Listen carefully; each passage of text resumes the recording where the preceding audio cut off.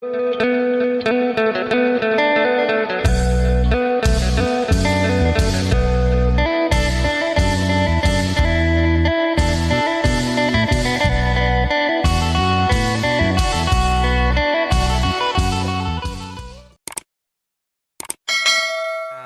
ายดีและสวัสดีเด้อพ่อแม่พี่น้อง FC กันมืดสุขูสุคนบ่ว่าทางฝั่งลาวทางฝั่งไทยหรือต่างประเทศยินดีต้อนรับเข้าสู่ช่องบาจำมั่มอีกแล้วแอนโนสบายดีลูกสบายดีมื้อนี้ตะโนมานอนน้ำพอเนาะผ้าดังแห้งอะไรนี่กินยังอ่ะน่ะกินกินขนมแล้วใส่เวียกพอเด้อใส่เวียกไม่ใหญ่เด้อเลยบ่ลูกแซ่บโอ้ผ้าดังแล้วสบายดีแม่น้องตะโนโดยสบายดีปลูกหัวจิงไข่บ่ หัวสิงไก่พอดีผ้ากำลัง ผ้ากำลังดังปลูกย้ายมาพี่เลยยายไปปลูกแล้วให้น้องปลูกซอยแม่ได้ไหมไม่พอถือไว้ให้คนกำลังมาแล้วพี่น้อง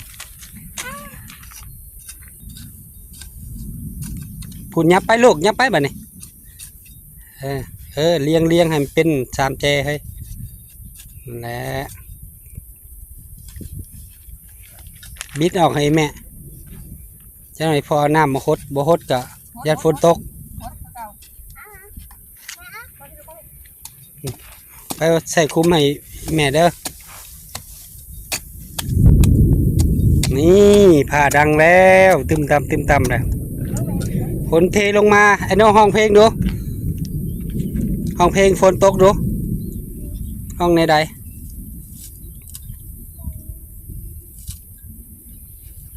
แม่ต้นเนี่ยมันสิตกอ่ะแม่ต้นไม้มันสิตกมันขาดคือว่าแจ้งออกเลยเฮ้ยไปมืดบ่อนอื่น เฮ้ยแจ้งออกแล้วมาลูกปะเจ็บปะแล้วยังมอก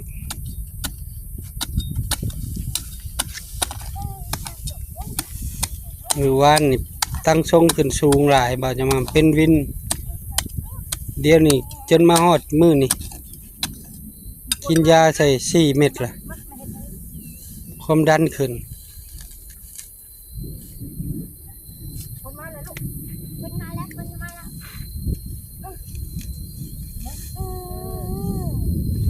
ใส่ลูกใส่จีให้แม่ลูกจีให้แม่จีออกดึงออก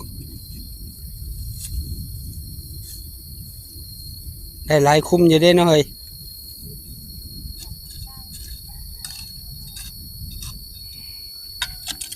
ต่อไปน้องใส่ไปได้เบิ่งนี้แม่ใส่ดึงออกก่อนดึงหากมันออกก่อนลูกมาเลยลูกแต่เป็นแผลใส่เลยเบิ่งก่อนเบิ่งแม่เฮ็ดก่อนคุ้มต่อไปน้องจะปลูกเด้อหาชิงามบ่อยน้องปลูกงามบ่ดึงออกก่อนลูกดึงออกแบบกับแม่ฮะ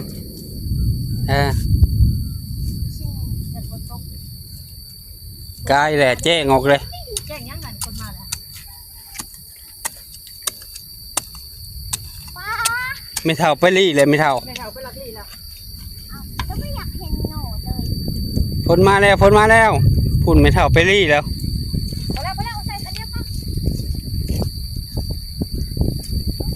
อันต่อไปตูบไม่เท่าก็บ่ต่างนี่กับตูบเขาเนาะแล้วย่านคือว่าแล้วพอเท่าย่านน่าจะยังมันการอายุตูบแล้วก็แน่นนาอยู่เนาะบ่เป็นยังดอก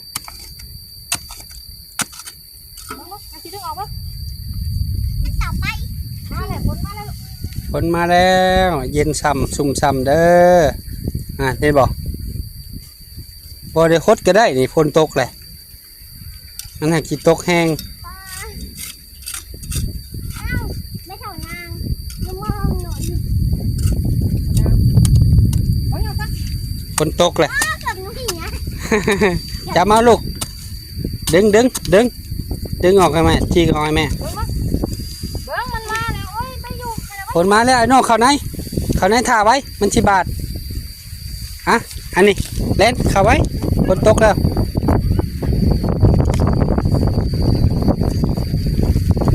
ฝนมาแล้ว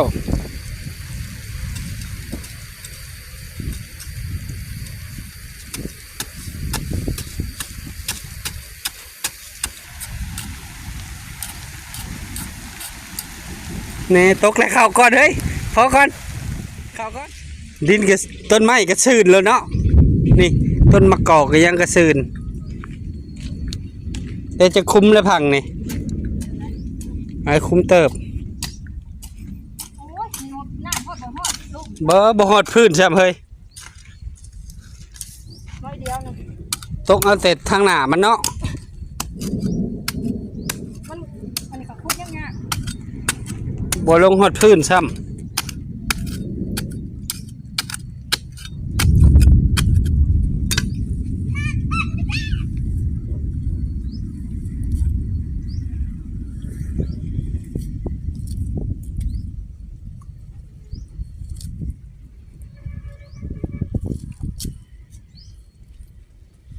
สำนี้ก็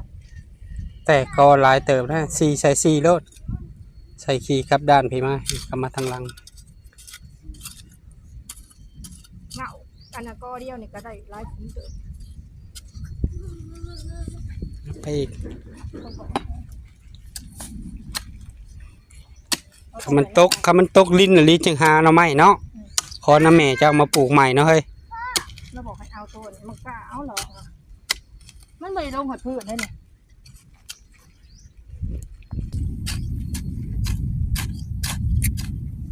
ขุดเลย พุดแข็งมาหา แข็ง ตามมันบ่ลงจะคุดได้เลย คือไปยับไปที่บ่อนอ่อนก่อน อันฝนบ่ตกแห้งๆอันตกค่อยๆเลย หยุดเด้อเด้ นี่ต้องค่อยๆยังไงวันนี้นี่ใช่ไหมนี่ ลี่พุ่นนะตู้ไม่เท่านี่ก็ตู้ปะเท่าคูณ โอ้บ่ได้บ่ได้ ยังได้ หยิบมันบ่ได้เด้อ เออ เฮ้ยหน่อไม้เฮาขึ้นได้เฮ้ยขอยเห็นหลายหน่อเติบ ได้ หน่อไม้ไหลแนงมันแล้วก็หน่อดินแน่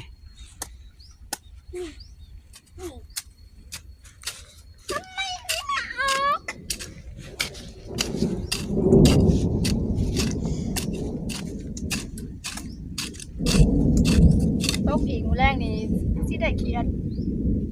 มื้อนั้น ไปก้านแล้ว แม่เฒ่าอันแม่เฒ่าน้องโตโน่ว่าเพิ่นว่าแซ่บๆเขียนแม่ไข่เพิ่นว่า เขียดเรืองอะบ่ เขียนน้อยเด้ เขียดน้อยนะ เขียนบักแดง พ่อ เพิ่นว่าแซ่บ พ่อไม่อยากกินปลาแล้ว พอเท่า พี่แม่บอกอยากกินปลาเด้ กินปลาหยัง ปลาไหนน่ะ ปลาใหญ่ปลาหยังปลาหยัง ต้นน่ะเด็กนี่มันรักเท่าเองเด็กอยู่กับแม่สอนนะไปตกปลาปลาปีไหน อย่ากินปลาตัวเอง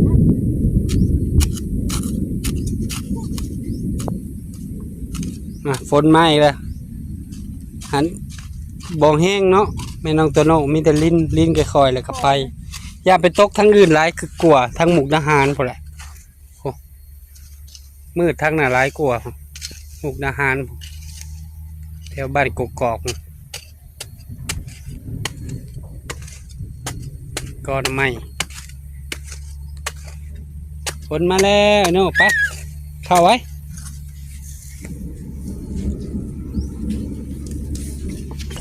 ไปก่อน ย่ามาผีก็ได้มันก็จะคุณมา นั่นเลยพ่อเขางัวไปขายเลยเอางัวไปขาย คืออะไรแม่น้องตะโน่เนื้อติเขี้ยวหมากเนาะเฮ้ย เขี้ยวบ่หมากเลยใส่ชุดมักกะลิง โล มักกะลง ใส่กระใส่จุดมะกะโลงตัวขวัญจะจุดมะกะโลงจุดมะกะโลง ไปคอน ในเดียว คอนเบียร์ต้นยอน้ำมัน มันหยิบในเดียว สาแก้วน้ำเสาแก้วเนาะ พ่อ น้ำเสา เอ้ย ว้าวบ่ อะไรกินกู พ่อมันหยิบ เอาต้นยอมาปลูกเสนาบ้านเลย พ่อ ต้นมึงยมบัดข้าวเลย พ่อมันหยิบในเดียว นี่ไปเลย มันหยิบในเดียว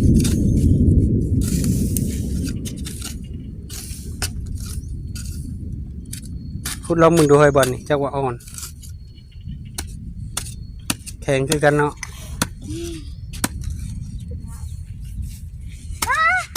ฟ้าผ่า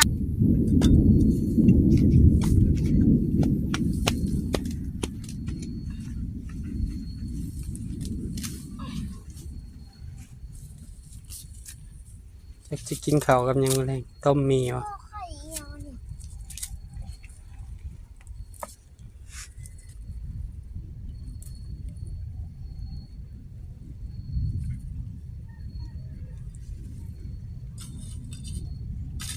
แข็ง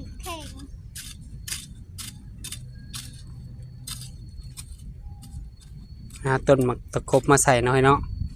ใส่ในทางหลังนี่เนาะต้นหมักยมนี่ก็ได้เนาะทางหน้าทางหลังเนาะมันห่มเลยต้นหมักยมเนาะ ตรงมองปุ๊บเนี่ยมันได้กินหมา ต้นมะม่วงก็อยากได้เพื่อนนะ คนไม่อยากเหล็กวิกเกอร์คันใหม่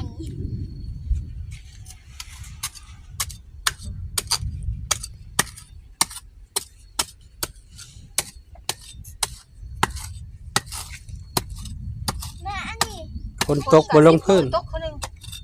อันนี้โอ้โหฮอดเลย12 ทิศกว่าเลยได้เขาว่าเนาะ มือตกคนหนึ่ง สอบบอก ยังบ่ทันฮอดหน้ามันติปกติปีนี่ฝนบ่อยากดีนะ คนบที่สองมือตก มันฝนดีก็เต็มแล้วหนองเฮานี่เนาะเฮ้ย สองมือตก10 มือจึงตกปะ กูดหนึ่งแล้วต้องเสียบนนี้ต่างหาก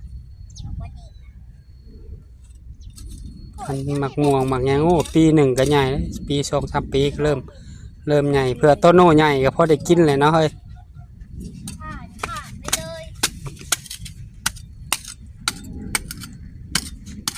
เราจะมั่มยังเป็นวินกินยาอยู่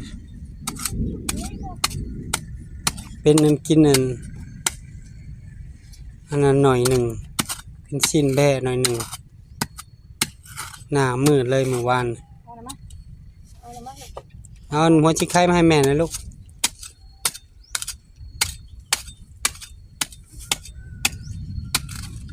เพื่อจะปลูกบนกอหนึ่งนี่มือหักโบกบน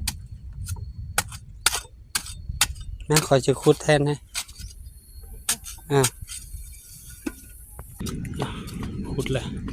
ให้แม่น้องตัวโน้ทบมาเลย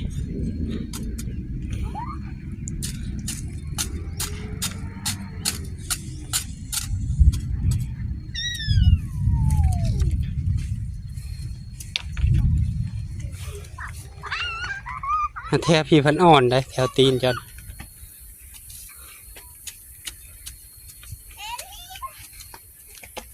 พอดีฝนตกลินปลูกหัวชิงไข่ปักตะไคร้ ไก่บนทั้งตัวแมนปักตะไคร้ต้องอันนี้ปลูกพอได้ปักปลูกมันเป็นเนาะ ปลูกกันเป็นบ่ ปักตะไคร้ก็ไม่ไหวหัวสิไข่ ปลูกหัวชิงไข่คำมันลายๆพอได้เห็ดเป็นหมัดแล้วไปส่งตลาดเนาะเฮ้ยพอได้เงินเด้ ปล่อยสิได้ ให้ เงิน หมอกลูกให้หมอก มาขอลูก เอาใส่หัว ให้น้องใส่กุ๊บไปเอาน่ะเอาอันนนมัดเลยเอาเชือกมาทางหน้าโอ้เหวียดน้อยยิ้มงามๆเอาเปิดกล้องดูเปิดคลิปดูสบายดีสวัสดี สบายดีสวัสดี พ่อแม่FC พ่อแม่จี ทุกทาน ทุกทาน ที่เบิ่งคลิป ได้เบิ่งคลิป พอจะมั่ม เขาจะมั่ม แต่ต้น แต่ต้น แต่ต้น แต่ต้น จนจบ จนจบ โดยบ่ขามโฆษณา บ่คำโฆษณา เพื่อเป็นกำลังใจ ขอเป็นกำลังใจ ให้พ่อมั่ม ให้พ่อมั่ม เฮ็ดคลิปใหม่ เฮ็ดคลิปใหม่ ๆออกมา ๆออกมา ให้พ่อแม่ ให้พ่อแม่ FC ได้เบิง FC ให้เบิ่ง ได้ส้ม ให้ส้ม ฝากติดตาม ฝากติดตาม โตโน่ในเด้อ ตูโน่ในเด้อ ขอให้พ่อแม่ FC ให้พ่อแม่ FC สุขกาย สุขกาย สุขใจ สุขใจ ไปใส่มาใส่ ไปใส่มาใส่ ตลอดปลอดภัย ตลอดปลอดภัย สาธุ สาธุ สาธุ สาธุ โดยบ๊ายบายยิ้มงาม บาย ๆฮะโตโน่เพิ่นก็กำลังเฮียนหัดเปิดคลิปปิดคลิปให้พ่อเนาะตอนนี้ก็ชวนแม่ก็ปักตะไคร้ ใส่เสื้อมากระแลงอย่าลืมหมากเด้อไปชื่อหมากซื้อผู้ให้แม่เด้อ แม่จะเคี่ยวหมากเคี่ยวผู้เด้อ มันกะลง ฝากพ่อแม่เป็นกำลังใจขอบคุณบ่าวจะมั่มกดติดตามบ่าวจะมั่มกดไลค์กดแชร์อย่าลืมกดกระดิ่งเพื่อบ่พลาดคลิปใหม่ๆของบ่าวจะมั่มคลิปนี้บ่าวจะมั่มแม่น้องโตโน่แล้วก็โตโน่ขอตัวลาไปก่อนสบายดีโตโน่สบายดีงามบ๊ายบายบ๊ายบาย บ๊าย